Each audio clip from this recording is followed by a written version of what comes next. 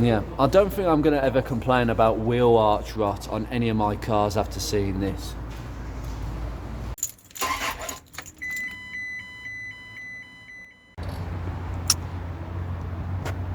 Made it to another show. Let's go and see what there is to see. Hello and welcome to another car meet show. It's Bank Holiday Monday. It might not be when you're watching this, obviously, but I've come to the Great British Car Journey in Derby, Matlock, for another show. And it is literally, I do not know what is going to come today, but we might see a few interesting cars, definitely. But anyway, I'm going to go up there and see what's coming in. Let's go and take a look. Ooh, we have some interesting early arrivals. I'm just going to go around and have a look at each car in turn. Ooh, love a Saab, love a Saab. Beautiful baby Austin. Ooh, interesting Vauxhall action going on here. We have quite an array of cars. Ooh, yes, yes, yes. Oh, I just love a Maestro. Oh yes, that's classy. Very, very classy. Nothing is complete with one of these here. Lovely Morgan. Wonder what engine it's got in it. They use quite a few over the years. I'll find out later. You haven't noticed as well, there's going to be a few DeLoreans here. It's a DeLorean day as well, so oh, that's going to be quite interesting. There's a nice display that they've put up as well in the marquee. Fine generation of Mercs, and that sounds smooth as a nut. 2.5 190D. I thought it was a 190, but I didn't know which one. And we have a lovely Ford Focus Millennium, who I am expecting here today. It's Chris with his banana Focus Millennium that stands out an absolute mile as usual.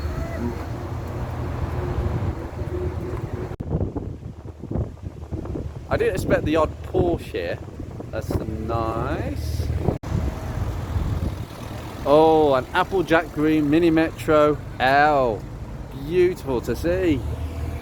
Followed by a G-Reg with all the A-Series burble. Oh, hold on. I think that's been modified. I couldn't tell. Sounded like the usual gearbox, but I'm not sure. I'll have a look at that in a second. That was a Clubman. You'll see plenty of them today. S-Type Jag. What a look. Oh, it's an S-Type R. Ooh. Ah. It's gone a bit silent. People aren't coming in. Right, what I'm going to do, I'm going to head over here. No doubt there might be odd cars coming in. But everybody's going to give this car attention because it is their own DMC DeLorean out of their own collection at the museum. Wonderful sort of stainless steel body.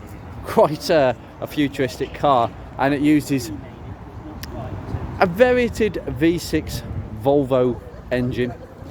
There is a bit more complexity to this, but the story of these cars is just one of almost everything, including a bit of cocaine smuggling as well. Well, we will gloss over that.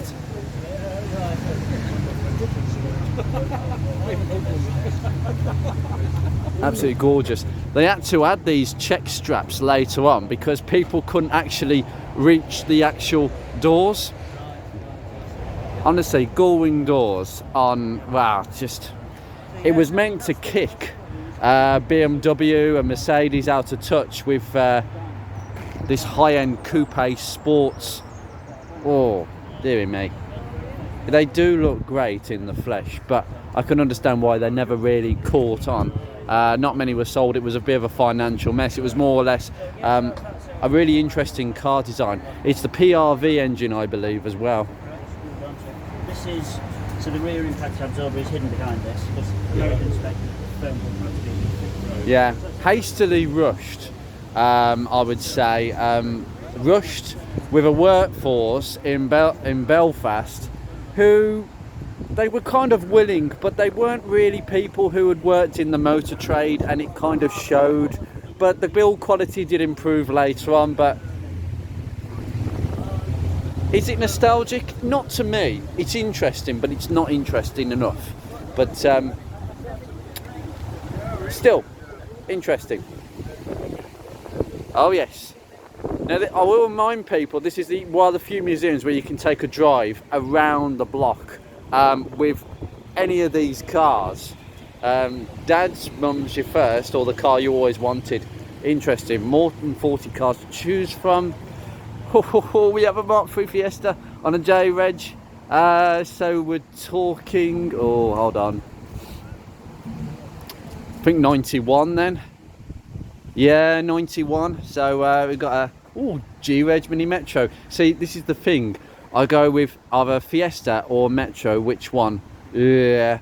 To be honest with you, if you look at the two of them, I know that it's not fair because this design came out pretty much in 1980. They facelifted it, gave it this slightly upgraded look at the front. I prefer this look with the headlights at the front. But honestly, it just looks like a buggy on wheels compared with this, which looks a lot more modern. But you know, 1985, let's say, for the facelift. It's not very fair. The Rover Metro was a lot more competitive and probably the better car technically over the two, between this and the Metro. But still, I'm gonna have a little look in here because this was registered at Lexmead Stourbridge. Ooh, okay. And obviously they only called them Metro because they ditched the Austin name, so it was Metro Maestro Montego. I almost called it a Monstro then, which is really bad of me. I am going to have a little walk around here, I don't really care. It is a city, so we get the city wheel trims. Bit of a difficult thing to get the tyres on these because they're metric tyres, and I'm not aware of many manufacturers that make them. These look quite old, these Michelins. But I think for the purposes of driving around the block, it's actually ideal. Excuse me, I'm just going to put my nose in here. Yeah, that's my auntie's car. Yeah, my auntie had a Metro Studio 2, which sort of had a green stripe on the seats and then sort of weird decals, but there really wasn't much difference. But doesn't even get a radio in this. A blanking plate of shame. You didn't pay enough, but you get a nice blanking plate here that says Metro. That's quite nice. The poverty spec plastic headrests to denote straight away what you've just bought. But the low capacity is really generous. I like these stickers. Auto lock protected. Well, I don't think auto lock would actually make much of a difference. They were so easy to steal, it's untrue. I just love the exhaust. I think it's the only car with that sort of shape of sort of S-shape exhaust tailpipe. I quite like them. This one is really tidy, really tidy. I love the stickers on them personally, and the backlights, well, they're just unique, aren't they? And we have the registration etched in the backlights as Project Ruby has. And we come from this car to the Mark III Fiesta, which I did know it was a 1.1 LX. Well, I didn't know it was a 1.1, you can't tell, but I knew it was an LX because the LX has got these lovely trims, so middle of the spec, middle of the range, so you could have had a couple of options, but most people opted for 1.1 with the downturned exhaust pipe that most of them have. Project Ruby has a straight out exhaust back box, and they're quite hard to find. Very difficult to find, but that's what the car would have had originally. Being a 1.4 gear, they had straight out pipes, but the rest of them had downturned ones. Not quite sure why. That was more of a diesel thing. But if I just stand back a little bit and you look at both of them, you've got a boxy buggy and then just a curvy modern look. Yeah, I can understand, but there's 9 years essentially between that and that. It's not really fair, and the Fiesta is slightly bigger as well, but not much bigger. But in here we have We've got the Aztec, I think it's the Aztec trim. It's it's actually the same as what I've got in mine. I'll just point you around there. Yeah, usual 2-spoke steering wheel. So ideally, but I'm not quite sure, because this is a J plate. This is the time where they started moving away from carburetors and going on to fuel injection, single point fuel injection, the CFL. This could be a CFL or it could be a carburetor. I'm not quite sure. You can't really tell. Well, actually, you can tell. If I just try and gently squeeze between the two cars. Sorry, Metro. Yes. Yep, we have a choke, so it is a carb. Okay, so it's still a carburetor on this one. Okie dokie. This has got good paint on the tailgate, this one. Etching on the backlights. Yep. And the seats are still looking baggy. You see, this is the thing. It doesn't matter how low mileage they are, the seats will go baggy. It's just a thing with the cars this age. So really nice to see, and it's exactly what your dad or your mum would have driven back in the day. Ooh. Now I believe this is a baby Austin wearing all this patina. Yes, all these little dainty door mirrors. Look, I'm a very thin guy. Now, is this an A30 or an A35? I keep getting it wrong. Ah, hold on, A30, small back window. I'm pretty damn certain about that. Todd, so it's an area code registration. Oh, yes, Hillman Imp. These cars, I tell you what, the Hillman Imp, if in some respects, I think this car could have killed off the Mini. I really do think that. I think there were so many things about this that actually, you know what? I think it could have killed the Mini off. The rear engine configuration was a bit weird, but then at the time it was actually not abnormal. Yeah, I quite like that. And then right next to it we have a V-Reg SLX Reliant Robin. Yeah, a bit of a parts bin car. I'm not sure what backlights, which car these came off, but they come off some other car. Yeah, with all the sort of paint fade that you get on these, but still it's got a 1980s dashboard. They just tweaked it over the years, and yeah, I'm not so sure. But what headlights are these? Because these would have come off another car. I'm trying to think of what car uses these headlights, and it looks a bit Japanesey to me.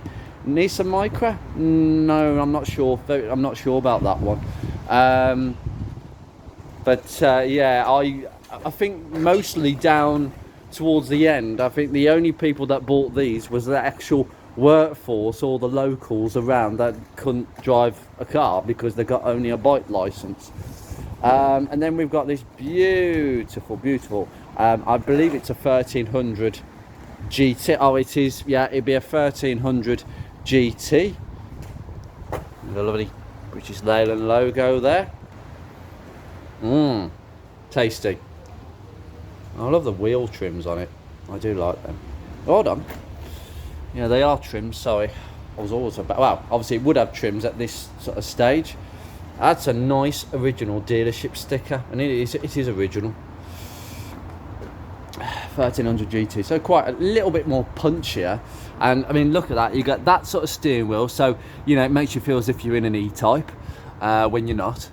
But ideally, black dashboard, chrome ringed dials, choke on that right hand side there. I can just smell, I can smell the 60s, 70s. And you got this curvy look at the front, beautiful. Now over here we have a W-Reg Mini Cooper Sport, hence the flared wheel arches with the Union Jack on the roof. Oh, quite a patinaed interior. Let me just put my nose in. Yeah, it smells like a 90s Mini, quite musky in that 90s sense. It's the foam they use, it's definitely the foam in the seat, with the still wooden walnut dashboard, which actually looks really classy. It actually looks far superior to anything they fitted on a Rover R8 or HHR. Nice, very nice indeed. You see that curvy look at the front. Ooh, yes. Now, I'm trying to think what this is without looking. It's a special edition. Is this a 25? Yes, it is. It's a mini 25. Yes, yes, yes. With the etching to go with it, with these windows that come out. Yes, we've got all this lovely etching down here. I like the trims on these. So 1984. It followed on from the sort of 1100 special in 1979, which was the first special limited edition. And this is when Austin Rover started pushing all the limited editions of these cars. This is kind of the first early ones I did. And they thought, this is really good because we're not really selling too much either way. It was not a competitive car. You had the Metro, you had the Fiesta Mark II. It wasn't competitive whatsoever. So that's the only way they could keep selling them. Now this is an Austin A40 Farina Countryman. Yes, it is a Countryman. I think it is. Anyway, let me have a look. Yes, it's got the hinged. Oh, hold on. No, maybe not. No, it isn't. I thought it was the full piece. It isn't. It's just the booted version. So it's just an A40. I thought it was. It isn't. The Countryman has the full thing. Goodness me. The days where heated windscreens was blobbed on with two thick wires and a big thick grille. I've got to be honest with you, that will never break because look how thick it is. To consider the thin lines today that break, that will still work, guaranteed. And do you know what? If I had a heated screen that works, that I wanted to work, I'd prefer that in a modern car. I know it looks stupid, but functionality over style. Excuse me. Yep, 60s, smells of the 60s, every single one. Oh, we have a Morris Minor right here, Morris Minor 1000. Most of them generally are Morris Minor 1000s, but it's the convertible. With just a hook frame, really. I don't think this is, but it is open. Just gonna have a little look inside. Yeah, nice, really nice indeed. Just shut that door. Gently. Nice. Look how thin the mirrors are. It's literally just the tiniest mirror. Beautiful car. We have an MGB rubber bumper, so we've got a W reg. So this is quite a late one then on a W reg. It would have been one of the last ones.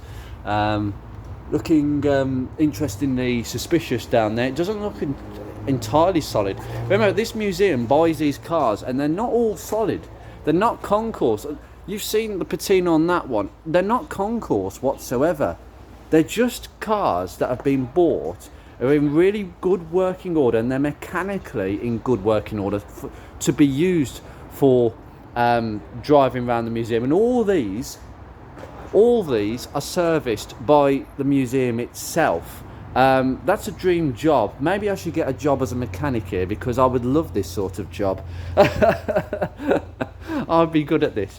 Apart from working on my own cars, I get to work on humongous amounts of cars. Maybe it increased my knowledge, but I love these. Got the original Meanstoke garage sign. I like this. I do like this. Yeah, so they're all mechanically sound, but they've all got patina. And that's important because I think when it comes to driving cars that people remember this museum, yes, car enthusiasts are going to come here because of this, but it's also people that are not necessarily car enthusiasts that just want to have a bit of nostalgia from back in the day. I think this is a brilliant idea because this will not only attract car enthusiasts, it will attract people that basically don't really have an interest in cars but want to come for a day out, on a day out today, bank holiday and all that, and drive a car from back in the day, maybe their first car, maybe their mum's or dad's car. And that's precisely the point in all this. And these cars are showing the sort of patina you would expect, although that Fiesta Mark III is quite tidy. But that is metallic paint. It's not solid paint, not like Diamond White. Oh, it's a Chrysler Avenger. Oh, I'm not as familiar with these cars. I'm really honestly not. Let me just. Yes, it is. It's a 1.6 GL. Okay. I don't know much about Chrysler Avengers. Put in the comments if you know more about these. Were these a decent car or not? Because okay, that's quite a strong musty smell in here. I've noticed that 50 Shades of Panther Black is starting to smell a bit musty now. She's been kept in a garage nice and dry, barely used from one day to the next. Well, definitely not anyway. We have a Mice Marina. This is the... Now, let me think. I think this is the latest version of the Mark III. So the sort of Mark II or Mark III. Was there 3 versions? No, I think there was 2. And this is where they started sort of upgrading the front a little bit. Grille insert, chrome plate on the bumper. I actually like this. I prefer this to the original Mice Marina. I think they got it that bang on. And as I say, patina, it's not concourse whatsoever. It's just exactly what you'd expect. But they're all mechanically really sound. And we've got these BL... I think they use these on Range Rovers. It's just stiff door. There we go. Try not to damage anything. That's nice. That's comfy.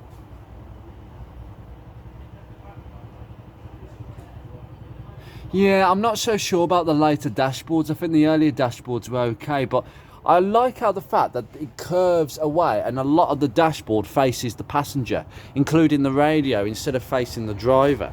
Kind of discourages the driver from messing around a lot. Nice vinyl roof. Oh, we have an MG midget. An MG midget, yes. Knockoff hubcaps with chrome wire wheels that do not look concourse. They look exactly as they would probably normally look, which I like to see. Beautiful. Don't know much about these. All I know is I would struggle. Look at me, right? The top of the car comes to there, okay? I don't think sitting in that will be very fun for me. Well, we've seen this before. It's a Calypso Escort Mark 6 on a P-Reg. Obviously, we've got the convertible thing going on. We have seen this before, but still, I get a whiff.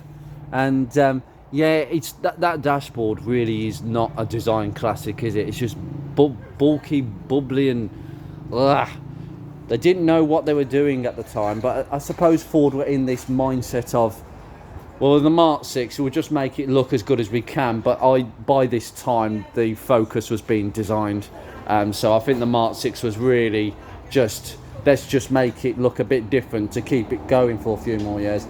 And people still bought them because they were quite mechanically solid. I mean, we're talking about Z-Tech engines, so things had moved on a lot. Z-Tech, multi-point fuel injection, electronic fuel injection.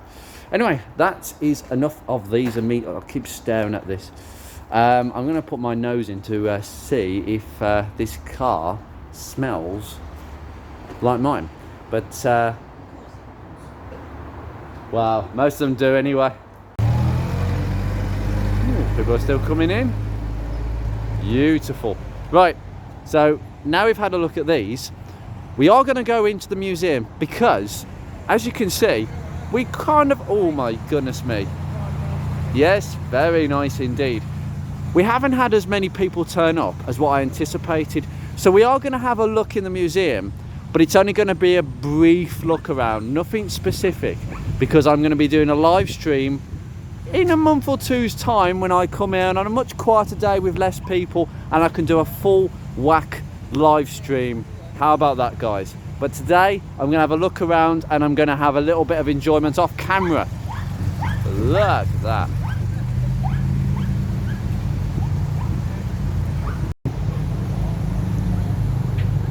Another fun fact about the DeLorean, I'm just going to show you this. Right, those electric windows, it's a tiny little window, absolutely pointless. The reason they added them is because originally they didn't have electric windows, and customers saying, well, for the price I'm paying, I expect electric windows. But they couldn't put electric windows in, not the full window, because the door was so small. The window couldn't go into it. So they made a little tiny window for it to go in. Honest to God, absolutely useless. Anyway, first car. Oh, it's a Mini Sprite. Martha, her name is, and she's been to the London and Brighton with chrome wheel arch liners. Very nice indeed. And she's been to a few of them from the look of it. Unfortunately, the London to Brighton run has been, well, basically it's not on because of the ULEZ, which is appalling, shocking. MG Maestro, yes. On a G-Reg, so 1992 litre I, registered at Ballard and Son in Wales. Okay. Now this is a few owners from new, but I believe it's been slowly recommissioned. Lovely interior. I can smell the interior straight from the off. Apparently, according to this, there's only 38 EFIs, MG EFIs left. That's it. That's rather different. Austin Maxi. Very nice indeed. Doing a bit of patina.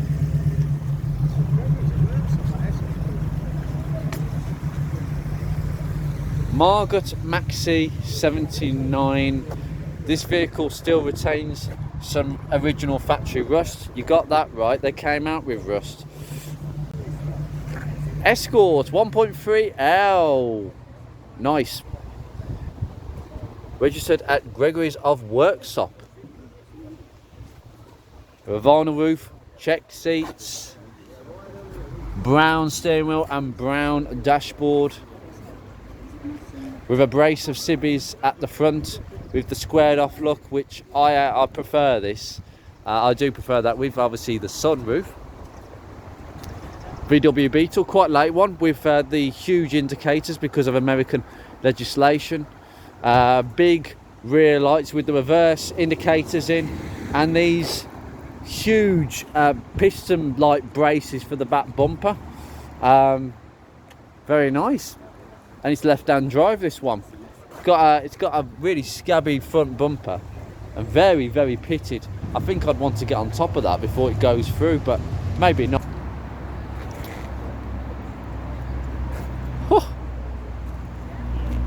Astra 1.8 fuel injection GTE on an A-Reg and registered at Dudley. I love it how a lot of these cars now have got repro stickers of originally where they were registered. It really helps. Looks like he's got a new rocker cover in there. I love the design of these wheels, but yeah, Astra, based on a Mark II Astra. A beautiful Mustang that's just turned in. Highly polished. Oh, yes.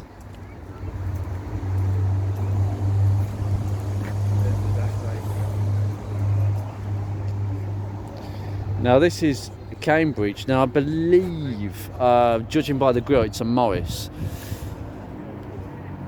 Very nice indeed. Oh, Morris Oxford. No airbags, no ABS, no electric windows, no air locking, air conditioning, no central locking, no stop start, DAB radio, no car tax, no ECU, no problems. Wow, you know, the problem is some of this stuff, no problems, maybe not.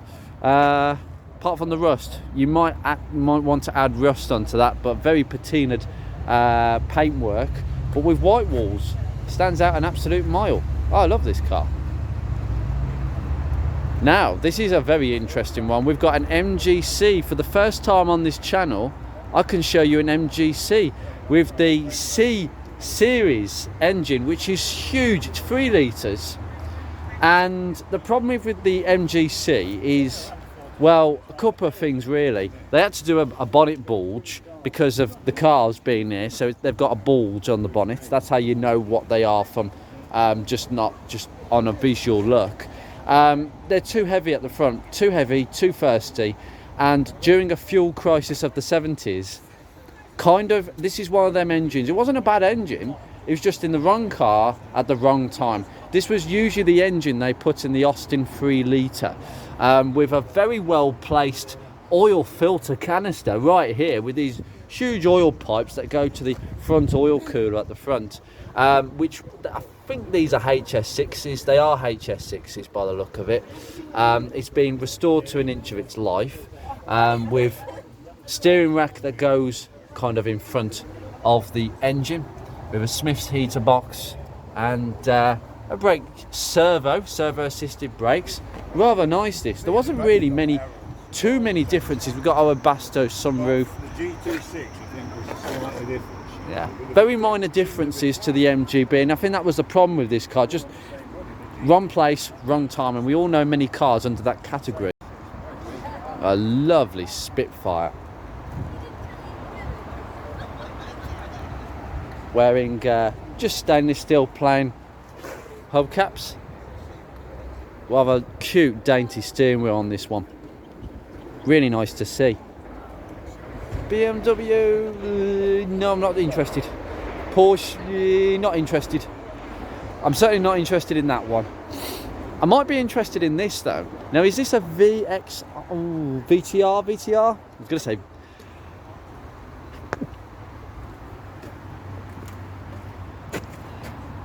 75 years in motorsport. So we have a Citroen Saxo VTR. Where have all the Saxos gone? Have all the chavs just driven them into the side? They probably have. This one may, yeah. This one is a really tidy one. It's a baby Austin. Believe it might be an A30 with the small back window. Might be an A30 with the small back window. Oh, Mark 1 Cortina. Well, Mark 2 Cortina, I should say. Ooh. Mark 2 Cortina. Nice wing mirrors.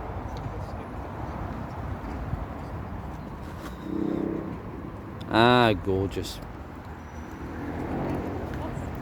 That is a very, very nice car, that is. We got an Austin Cooper on an F-race. Sorry, it's a 998cc 1968. So pretty much a performance engine at this stage, because most minis did not have the 998 at this stage.